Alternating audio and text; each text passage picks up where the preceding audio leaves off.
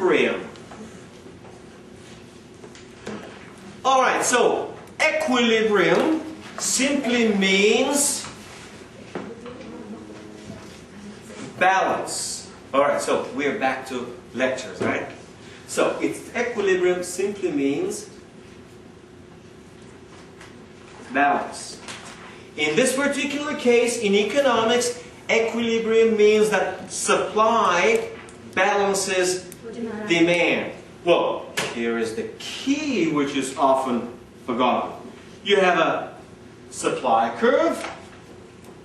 You have a demand curve. What does it mean to balance? To balance means that the quantity supplied equals the quantity demanded at the particular price. If the price is here, you have quantity. Let's use a little red, right? This will be downward, so it's D, demand curve. This will be upward, will be S.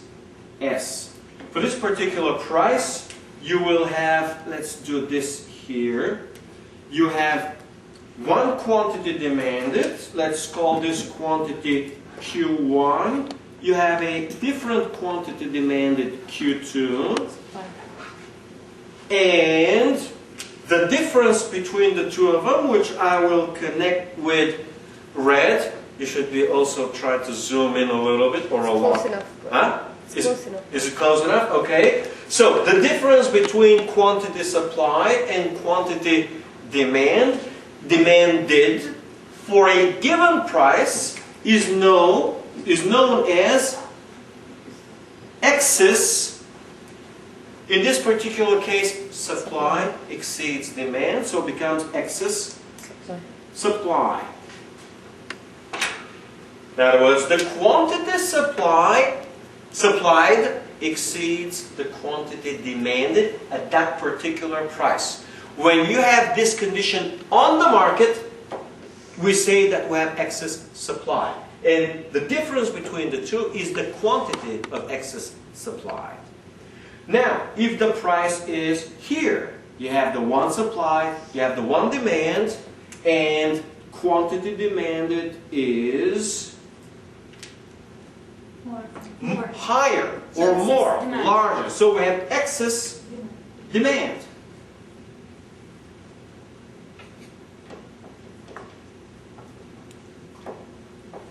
Now, in economics, of course, we call it excess demand, but people on the street call it shortages.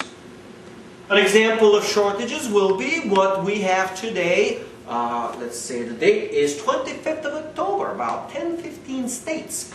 Within the United States, you can actually drive to the gas station and the gas station is empty. No gas. Well, that's the meaning of a shortage. The meaning of a shortage, and here is the big stuff. Let's try this. This is actually one of my latest articles about the food shortages. Yeah? You've heard about the food crisis and the food shortages. There is no food shortages. There never was, at least for the last 1 or 2 years, there never is. It is government media propaganda. In Saudi Arabia, you can find any food you like, right? Of course, the price will be higher. In Bulgaria, there is no food shortage. I mean, of course, the prices of all foods have gone up in the last year, maybe 50%, for some of them 100%. Anything you could find before, you could find now, but you got to pay higher price. This is not a food shortage. Food shortages occur only when, and only when, the government fixes the price and fixes the price artificially low in one way or another. I mean, they have different ways of fixing prices, to the point where the price is below that price where demand meets supply. Alright, so let's get to that particular point. So, it is only one point at a given time or for a given period where demand equals supply. Okay? And that particular point where demand equals supply, and see, this is how we normally use it in economics. This is bad expression. This is not the way to express it. You don't say demand equals supply.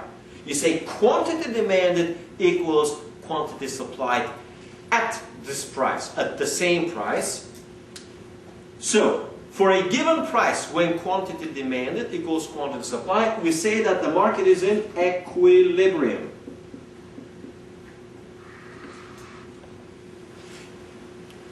Equilibrium. So, this is the condition of the market where quantity demanded equals quantity supplied. So, now you have equilibrium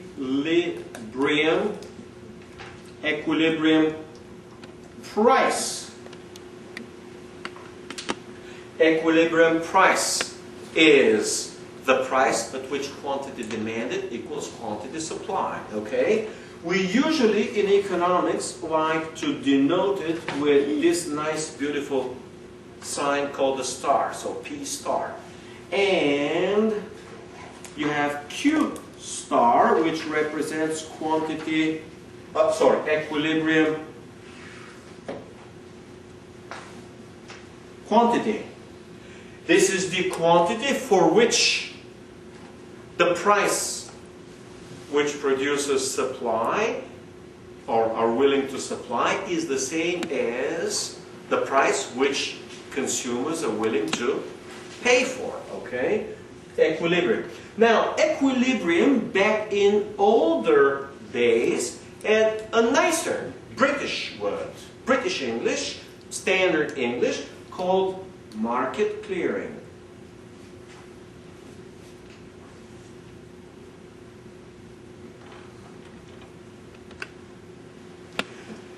Clearing in English, in this particular case, means zero means no excess. When the market clears, you don't get excess supply and you don't get excess demand. Neither supply is greater nor demand is greater. So clearing occurs when the quantity supplied equals the quantity demand. So you call it market clearing, respectively price, and market clearing quantity. Okay? And market clearing is the same as equilibrium. Is that good enough for now? Alright, let's see what else we have at this point. Now, excess demand, we said, is shortage.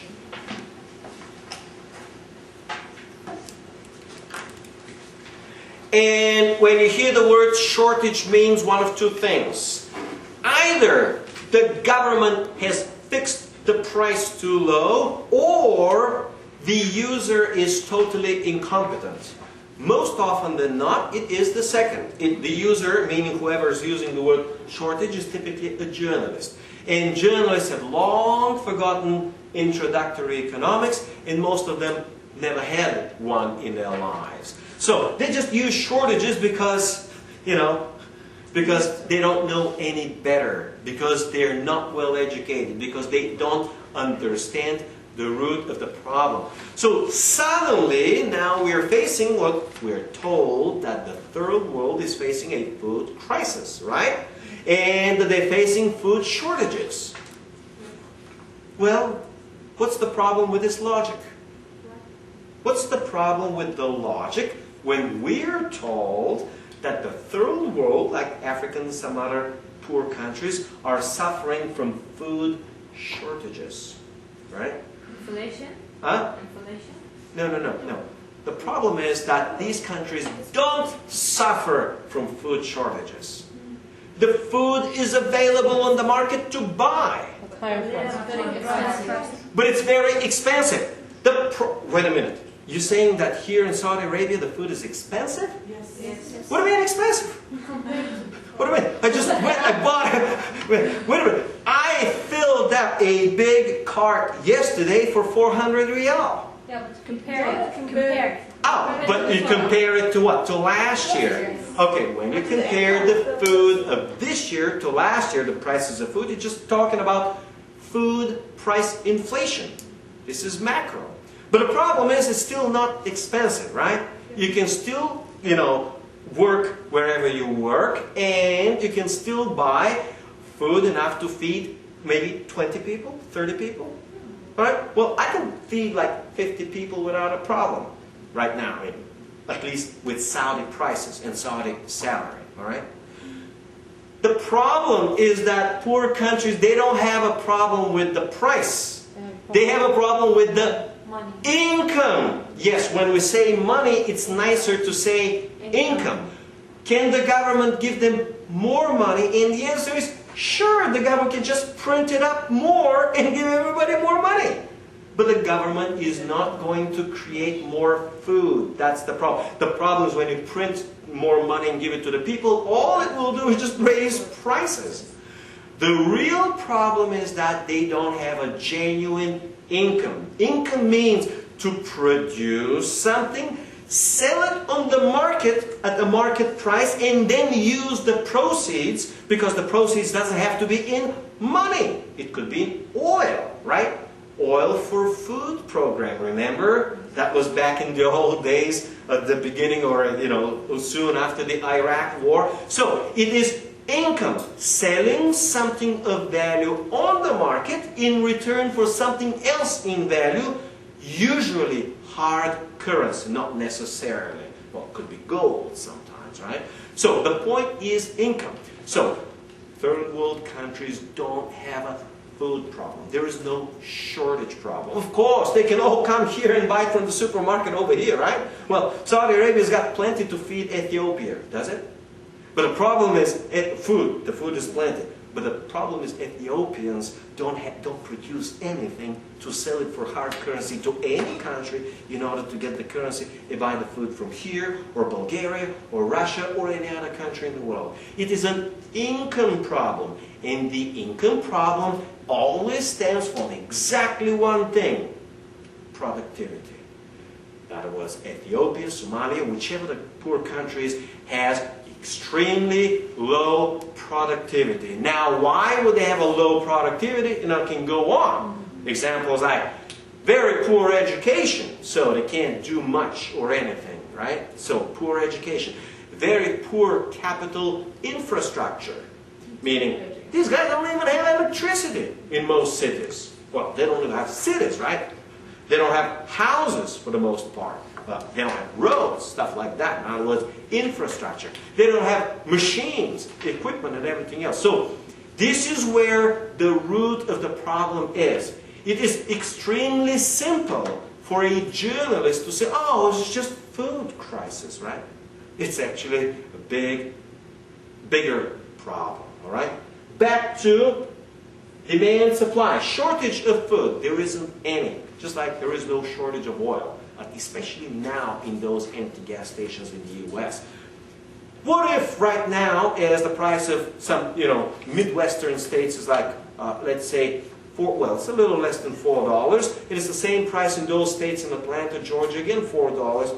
Of course you're going to get shortages there. As soon as you let Atlanta prices go up to $5, it will attract a whole bunch of gasoline from neighboring states to fill in the gap, because now there is like profitable arbitrage opportunity. You buy it at $4 in Ohio and you sell it at $5 in Atlanta, right? Of course, you have some transportation costs, but overall, this will mean that it's going to drive up the prices of gasoline in Ohio a little bit, and it will provide those gas stations that are empty will have some gasoline. There must be, and of course there is, which I will not explain right now, something in the market, defect or government regulation which prevents the price of gasoline in Atlanta to go up to $5 to attract the gasoline so that they are full. Of course, the original cause is that, number one, there have been some damages to refineries and whatnot, so in that area they can't get, to refine the oil, especially from the Gulf. That's the one original problem. But there is a second problem with the pricing mechanism of gasoline not working well in particular states for some reasons. I don't want to get into the particular. But anytime you get yourself price fixing and the price is below the market clearing price, you get shortages. Always happens. Excess supply we call surplus. Surplus. Usually the government is attempting to keep the price high in order to subsidize or help producers, and in the process of that it provides a mechanism that raises the price, whatever the mechanism is, and suddenly you have a lot of surplus. So what's the government typically do? It buys it up and dumps it in the ocean. Or if it's food, buys it up and provides it, to some poor country as, some food grant or charity or whatnot. In other words, in this particular case, what really is happening is the U.S. consumer is paying a higher price than the market clearing price, and the price times the quantity of food that they buy represents the subsidy that the U.S. consumer subsidizes maybe the third world country with the food. Alright, good enough? Alright, let's see what else we have. Equilibrium, quantity, supply, demand, shortage, market clearing, the clearings, okay, that's covered. Alright. So, now we have, that's more or less the basics of equilibrium. And now you can have, let's say, analysis or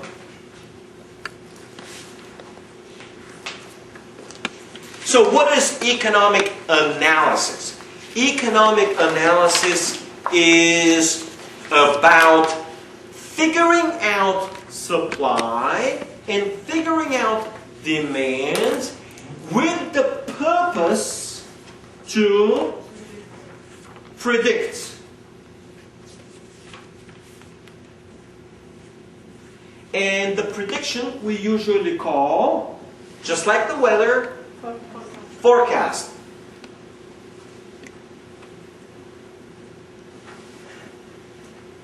Alright? So, you use economic analysis in order to provide a forecast. And of course, the basic forecast will be about the price, but of course, possibly about the quantity. In other words, I would be so much richer tomorrow if I could predict whether tomorrow the price of oil will go up from, 64 to 68 or from 64 to 60. In other words, the ability to forecast in economics is one of the most important, yet one of the hardest of them all. Typically, economists, most of the times, fail in their forecast even to predict the direction of the economy. That's typically known. So usually 80% of the economists fail in their forecast, whichever they typically make. Alright, so forecasts are of two types. One is quantitative.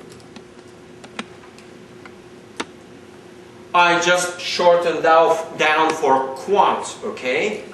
And the other one is qualitative. I just want to find out if the price is just going to go up or if the price is going to go down. In other words, a qualitative usually figures out things in a fairly intuitive manner in order to find out or forecast the direction of it. With a quantitative, you begin to quantify things. There's a very interesting example that I had is when I was getting hired by the American University in Bulgaria, let me try to remember, 2005, so 2005 I was there just a visiting professor for one semester, and I had to make a presentation, and I made a presentation on peak oil. And peak oil back then was, oil price was back then like $50. And they're asking, well, now you're telling us all of these stories about the supply of oil, the demand of oil, the factors affecting the supply, the factors affecting the demand, and all those things. And then they're asking, well, tell us what's going to be the price of oil 2 or 3 years down the road. And I said, well, by the end of 2007, I expect the price of oil to be $100. And they came back and said, what, do you understand? Now oil is $45. If the price of oil is going to go down, it's going to go up to 100, it's going to be total disaster, you know? Economic cataclysm? No, nothing like that. I mean, the world will adjust, it's going to adapt. And it proved that, of course, it wasn't cataclysmic after all. But the real question is, where is your quantitative model? How do you predict from 50 to 100 without a quantitative model? I said, oh, that's fairly straightforward. Here is an example of illustration. Demand is going up roughly by a percent and a half. Quantity demanded for a given price. Anyway, China grows, India grows. The fastest demand of crude oil in the world is where? Which country has the fastest demand of crude oil in the world? No, Saudi Arabia. Of course, it is so cheap here, meaning it's artificially, the prices are artificially low. Of course, they are subsidized, right? They're below the cost of oil here, they're subsidized. They're so low that demand here grows a lot faster. So, demand grows. China, India, and all these countries are growing, and demand is growing roughly by, let's say, 1.5%. In economic growth, global growth, the economy grows at 5%. Demand for oil grows by 1.5%. 1.5 is good. Well, how much is supply growing? Well, more or less back then, supply wasn't growing. So say, oh, supply isn't growing, but demand is growing by 1.5%. Well, how much price will go up? Well, we roughly know, not exactly, but roughly that, which I will do next time, or maybe if we have time today, elasticity of oil is, demand for oil is extremely inelastic. A little bit of the quantity demanded exceeding supply, the price of oil goes up a lot, right? In other words, everyone wants to bid up the price. So, 1% of relative demand, rising relative to supply, of course, the one can rise, the other can rise faster, will result in 10% increase in the price of oil. So, the computation goes, well, in 3 years, we're going to have a difference of roughly 3 to 4%. 3 to 4%. This will result in the price of oil going up 30 to 40% by the end of 2007. But, there is a but, right? The but is that only if the price is measured in stable dollars. So now I'm making a secondary forecast back in 2004. Well, the dollar is going to depreciate roughly by 10, more like 15%. So I add about 30-40% of the increasing the price of oil due to its demand versus supply, 30-40%. Then I add 30-40%, roughly about 10-15% annual depreciation of the dollar in absolute terms. And you get another 30%. So when you add up roughly 30% increase in the relative price of oil and 30% in the depreciation of the dollar, when you add up 30% on top of 30%, you end up roughly with almost 100%. Because 30 plus 30 doesn't make 60. It makes like 1.3 times 1.3 is a little bit more than that. So I'm saying, hey, oil price will realistically double in 3 years. And this is, well, but this is the, what's called back of the envelope computation. In other words, I didn't use statistics. I didn't use econometrics. I didn't use regression analysis. I didn't use autoregression, covariance, and all of those highly sophisticated modeling techniques which most economists use. But guess what? Most economists back then, if you ask Wall Street and all this, it's very easy to see, they were predicting the price of oil to fall from $40 to $30 or possibly even to $25. And guess what? They were all fundamentally wrong. And we're getting back to the first lecture that we started, the assumptions. If my model is just qualitative, it's relatively primitive. But the economics is good and sound, I can beat the most sophisticated army of economists which use the most sophisticated econometric techniques if some of their elementary underlying economics is faulty. Faulty like the dollar is going to go down. They just assume that the dollar is going to stay constant. You can't assume that stuff. You can't possibly.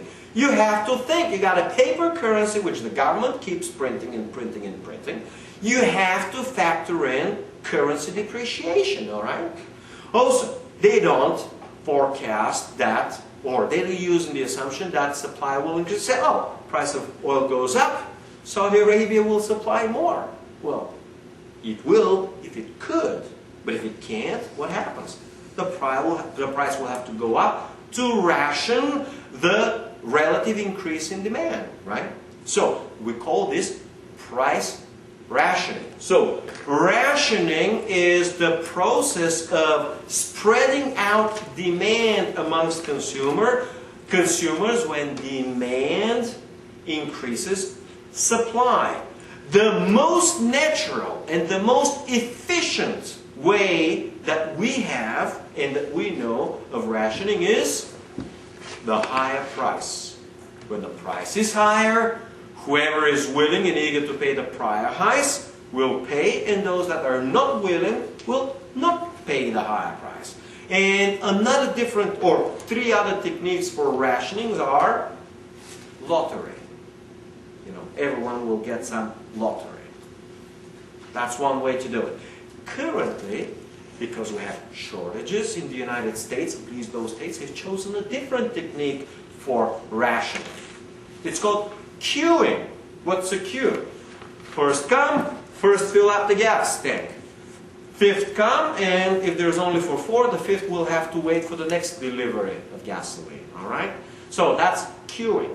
And the last standard method, which I have lived through during hyperinflation in Bulgaria, is called coupons. Government gives everybody for this week, let's say, 2 loaves of bread. So my family will get 8 loaves of bread during the day. 8 little coupons. Each coupon will be 1 loaf of bread. You got the coupon, you actually walk in, present it, you can buy bread. Otherwise, you can't. Of course, now the coupons begin to circulate. There's a black market for coupons. All of those things begin to work. You know, anytime something's forbidden, always you get black markets, right? Of course, suddenly the price of whatever is being rationed goes up because the price is the standard price plus the price of the risk or the coupon or whatever that might be. You know, well, could it be higher pricing for a queue? How does it work? Well, I'm in the 10th on the line and I can walk into the first and say, look, I want to take your place. Would you let me for 50 bucks leave and I take your place? And he might as well say, yes. You never know. You know, the second timers, just offer him 100 bucks. Say, sure, take my spot right away. Just give me 100 in cash. You give him 100 in cash, you know, now you're second on the line, you fill up. So, of course, even if you have some standard rationing forms, there's always a black market developing that can negate the rationing. All right.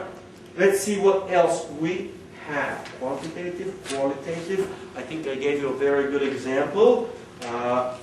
Beats the textbook example, right? Mm-hmm. All right. And then becomes that question of what happens if there is simultaneously a shift in demand and a shift in supply.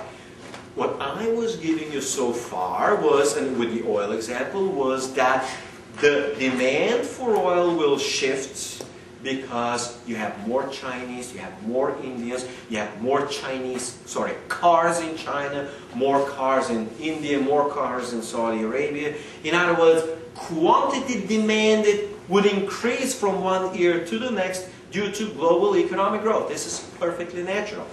But the question is, okay, if the quantity demanded will increase for a given price, in other words, demand will shift to the right, but at the same time, supply will shift also to the right, then we get an indeterminate result. In other words, we can't always say when demand increases and when supply increases, which will prevail.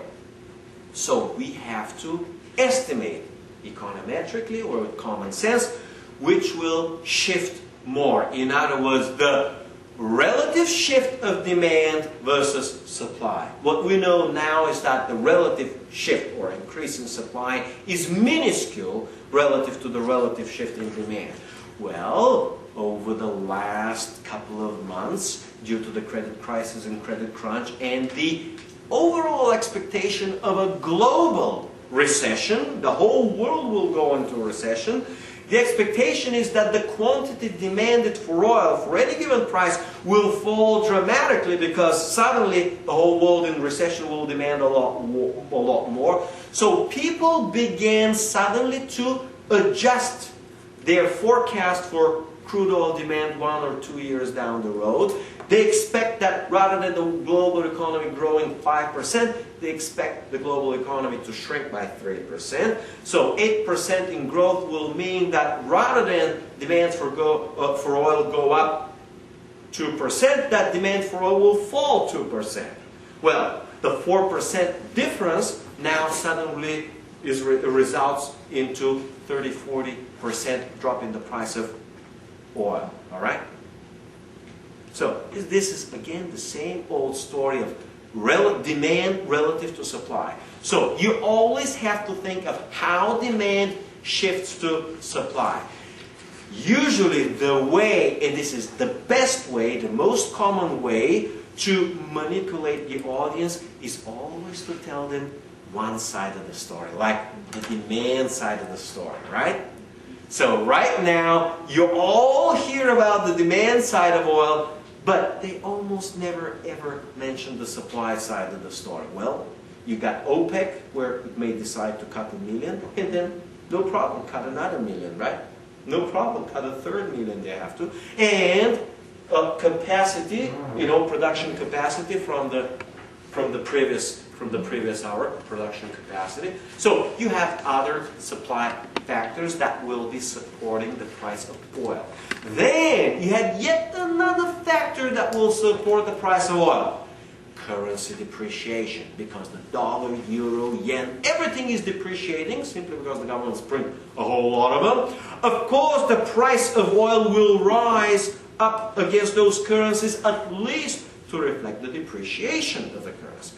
And then there's that one other thing which became prominent in the early 2004. Now I'm doing some global macros, international finance stuff. It's called flight from currencies. What is a flight from a currency? Bonuses? Is it getting too late to go home? Too late for bonuses. Alright, so a flight for a currency is the expectation by holders of the currency that the currency will depreciate significantly over a given period of time. Usually, interest will not compensate them for the depreciation. We sometimes call this negative interest rates. And due to the expectation of the depreciation of the currency, consumers or holders of the currency or investors decide not to hold the currency, but to hold something that holds its value. What holds its value best? Gold. That's the perfect answer. What holds its value second best? Oil, of course. What holds its value third best? Remember this one. Swiss franc. Now. Wheat. Wheat. This is the thing that we use to make bread. So these are the 3 best alternative currencies to the dollar, euro, yen, and the Swiss franc. These, the dollar, euro, Swiss franc, we call fiat currencies or also paper currencies. Gold, oil, and wheat we call commodity currencies. These are based on real commodity with a real value, meaning intrinsic value, which people trust because they trust it, right? They just trust a liter of oil more than $1. Simple as that. Simple as that. You just trust it more. Why? Because the US government can just double the quantity of paper dollars, and of course, given that other commodities or consumer goods did not increase in supply, the value of the dollar will fall, simply because the relative supply went up, right? Well, that's called flight from a currency. So, in such recessionary times, when governments usually have or under pressure to stimulate the macroeconomy. How can governments stimulate an economy? Withholding products or No, that's not really stimulating the economy. Governments usually stimulate... the interest rates or the...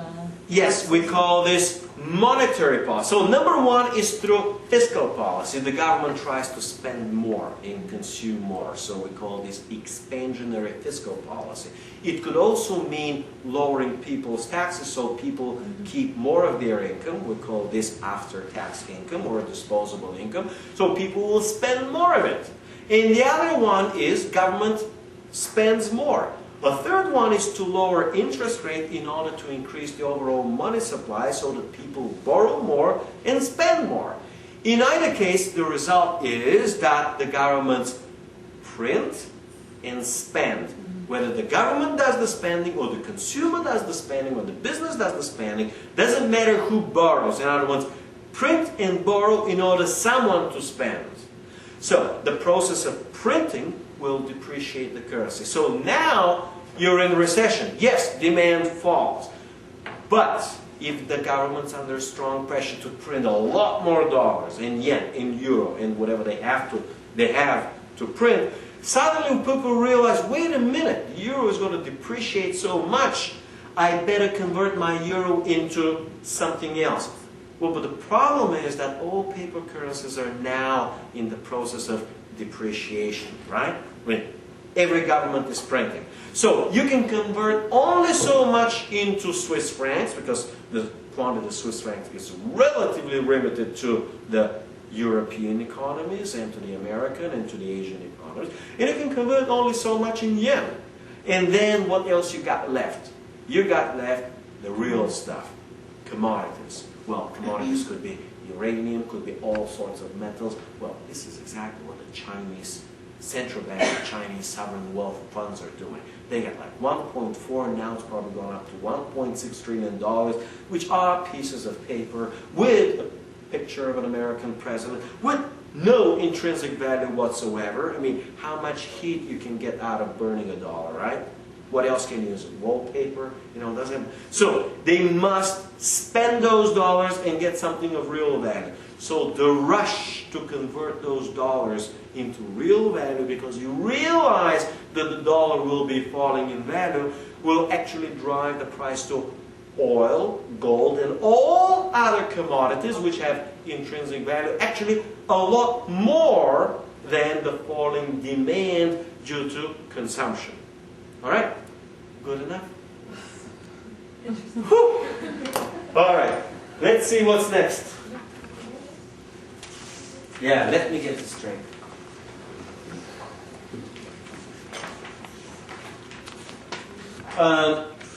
Yes. Sometimes, back to shortages and back to surpluses, if the government is trying to put too low a price, we call that price a ceiling price.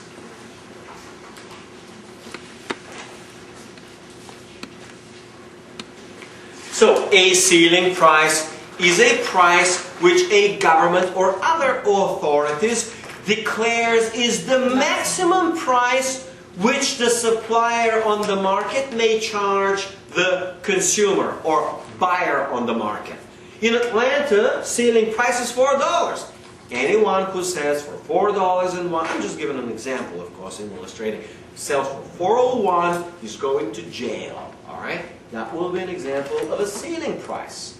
An example of a floor price, ceiling price will be rents in New York. During some periods of time, a very heavy inflation, suddenly New York rental prices began to skyrocket at 20%, 30%, 40%, and suddenly became unaffordable for many people. Of course, they were not unaffordable. Of course, the problem was inflation.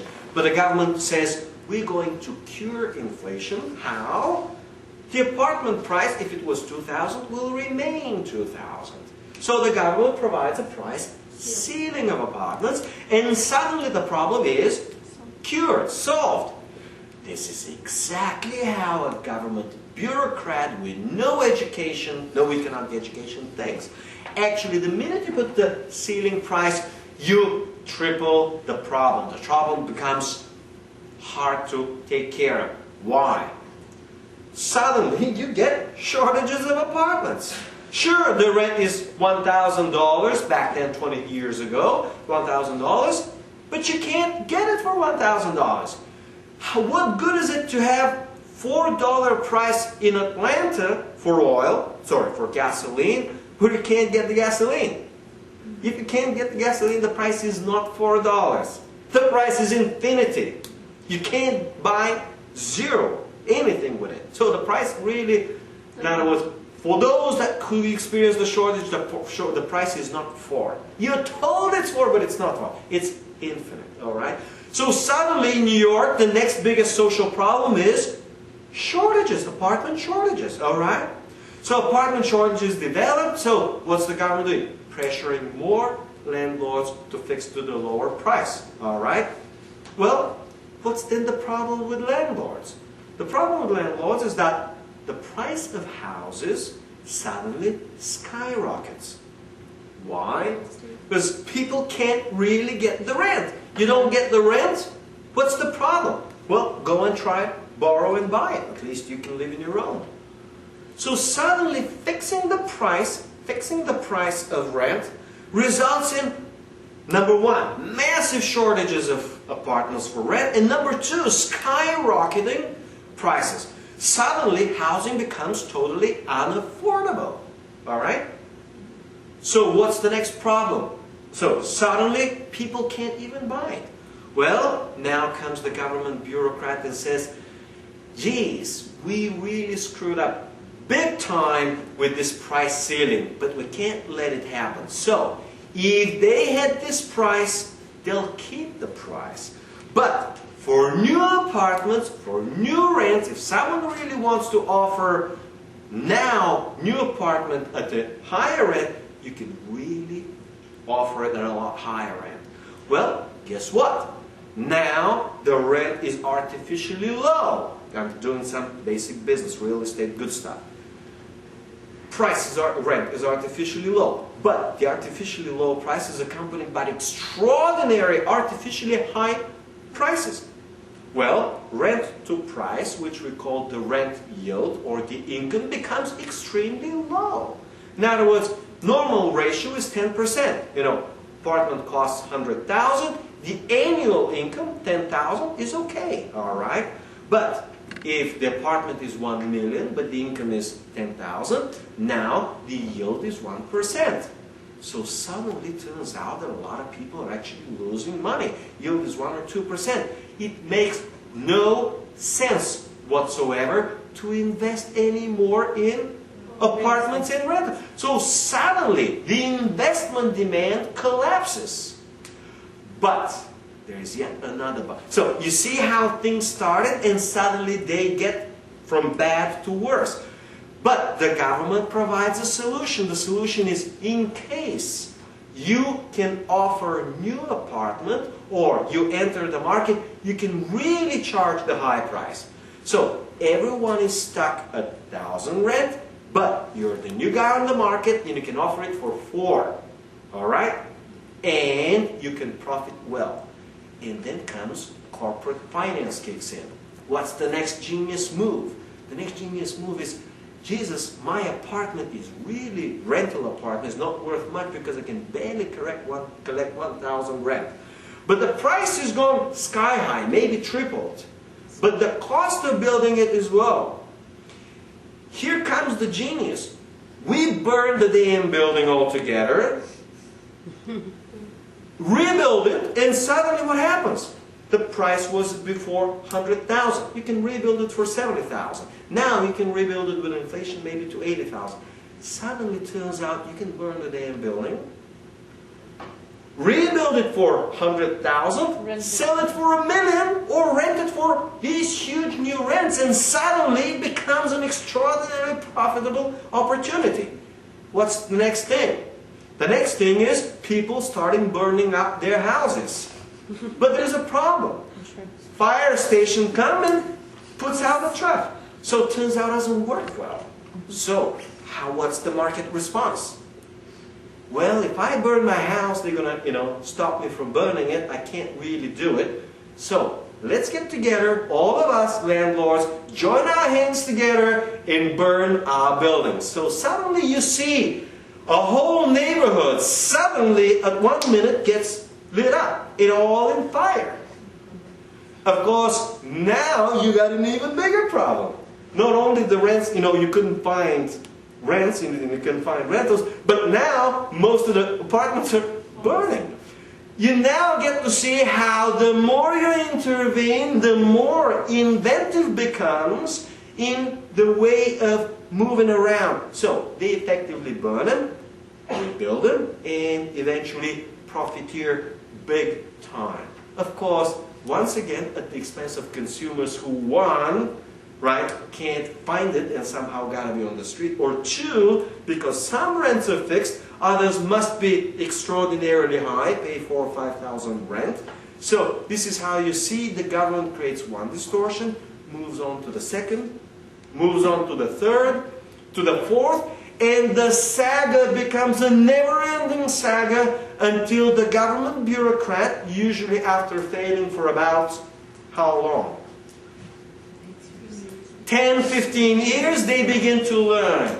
Usually the learning time of a government bureaucrat is usually 10 to 15 years. You need at least 2 administrations to change for the third one to realize that we have to solve this problem fundamentally. Because every fix that they try to do on top of the first one made things worse. All right? This is good enough? Yes. So what's the fundamental thing to change? The fundamental thing to change is to eliminate the price control and let the market price rise. Now, of course, the problem was not the price control. The fundamental problem was the government was printing money in the first place, and suddenly the rising rents effectively impoverished the population. In other words, the purchasing power, we call it in economics, the real income of people fell because prices went up faster than their incomes. So when prices go up faster than incomes, then real incomes fall. So it was the relative impoverishment, the fall of real incomes, due to printing money and using it for financing wars or whatever they finance, social security, unemployment, whatever the government spends on, it finances it through the printing press. All right, we call this financing of government expenditures through the printing press. We call it monetization of debt, and the revenue we call an inflation tax. Is this good enough for today? Yes. Okay, one last question. Let's see what's the question. I have an example. Okay. I made a research to Well, maybe we should stop this because nothing will get recorded and we can't really turn the